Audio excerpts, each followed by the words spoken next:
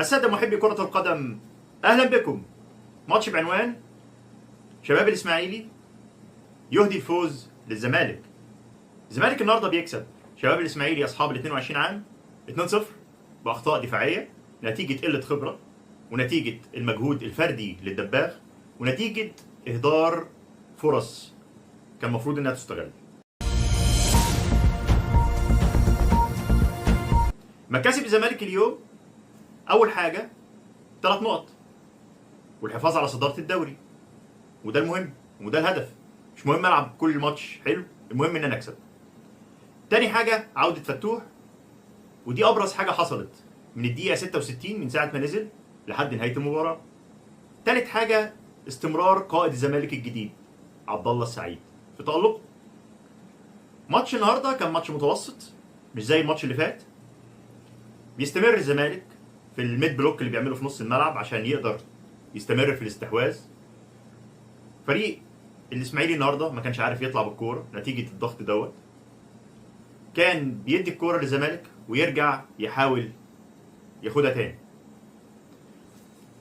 الزمالك ضيع فرص كتير النهارده كانت ممكن تخلي شكل المباراه افضل، كانت ممكن تخلي النتيجه اكتر. في الشوط الاول ضيع 3 فرص تقريبا، والشوط الثاني ضيع زيهم 3 فرص. وكان العامل المشترك في الفرص دي كلها عبد الله السعيد. يعني الشوط الاول عبد الله السعيد لعب كورتين او 3. اول كوره كانت للدباغ بانفراد، تاني كوره كانت لناصر بعرضيه لالفينا، تالت كوره كانت لناصر والبنتايج بعرضيه في العارضه. الشوط الثاني راح هو وكايد بواحده وشاط كوره في الجون صدها. لعب كوره تاني لفتوح وفتوح راح شاط كوره في الجون وصدها. والاخيره كانت لفتوح وكان عملها عرضيه لناصر منسي جت جنب العرض. دي الفرص الخطيره، تقريبا 6 فرص خطيره.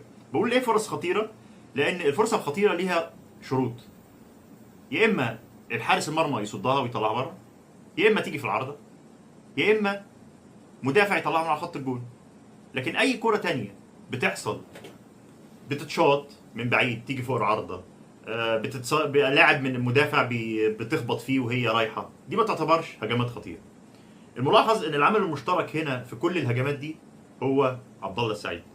ما شاء الله تبارك الله، اللعيب بيبني هجمه وبيعمل تطوير للهجمه. اي هجمه بتتكون من 4 مراحل.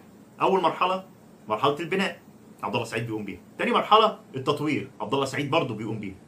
تالت مرحله انها توصل للهجمه، توصل للثلث الاخير في الملعب. رابع مرحله هي الانهاء، عبد الله السعيد هو اللي بيقوم باول 2 واحيانا بيوصل بالهجمه لوحده. المباراه كانت فرصه لمدرب زمالك انه يجرب حبه لعيبه ويحاول يعمل انسجام بينهم، ولكن اللعيبه اللي نزلت ما كانتش نفس اللعيبه اللي طلعت باستثناء فتوح. يعني معالي واحمد حمدي نزلوا مكان دونجا وناصر ماهر. حسيت ان مفيش ادوار محدده لمعالي ولاحمد حمدي. معالي دفاعيا كويس لكن هجوميا مش في نفس مستوى ناصر ماهر. لولا وجود عبد الله السعيد في الملعب كان حصل لخبطه في البوزيشنز وفي الاماكن في الملعب. علامة استفهام. ادم كايد لعيب بالشوكه والسكين، تحسه ما بيعرفش يعمل حاجه في الالتحامات او التدخلات في الهجوم او في الدفاع. دور الجناح التحول الهجومي، يعني يضغط في نص الملعب عشان يستخلص كوره ويبدا التحولات الهجوميه، يبدا بسرعات. النهارده ادم كايد كان مستخبي في نص الملعب بلغه الكوره، كان بيدخل جوه نص الملعب، كان سايب الطرف الشمال اللي هو كان المفروض يلعب فيه كجناح.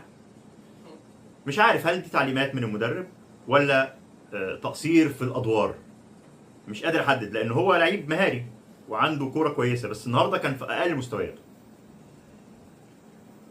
سؤالي الثاني لمدرب زمالك، انت بتعتمد على 4 لعيبه، حسام عبد المجيد ودونجا وناصر ماهر وعبد الله السعيد، والخامس بتاعهم الفين.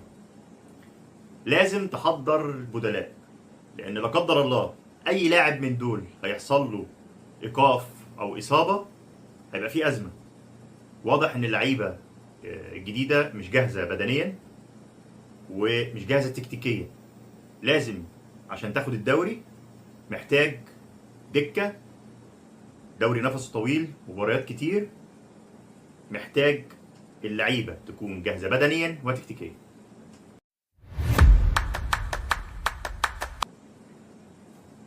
شابوه قائد نادي الزمالك الجديد عبد الله السعيد.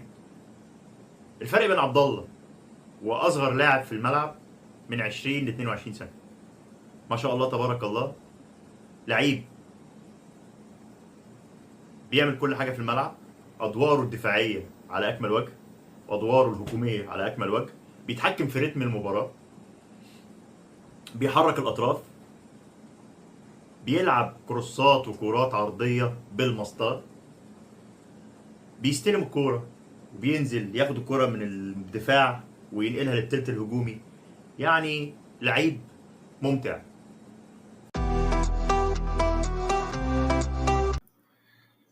معانا حالة بناء لعب عادي جدا من النادي الإسماعيلي. كورة بتلف وبتدور تبعه الأربع لعيبة اللي هيتعلم عليهم دلوقتي.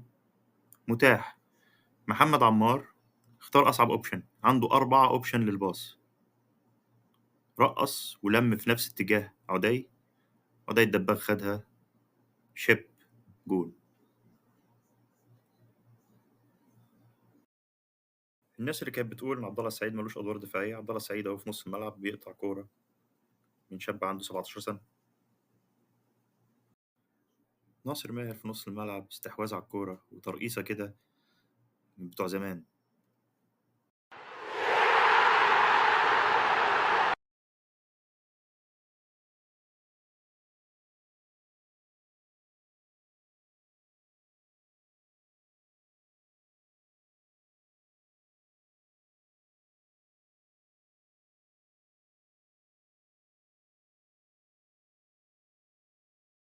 شكرا للمتابعة، أتمنى دعمكم، انتظروني في تحليل جديد.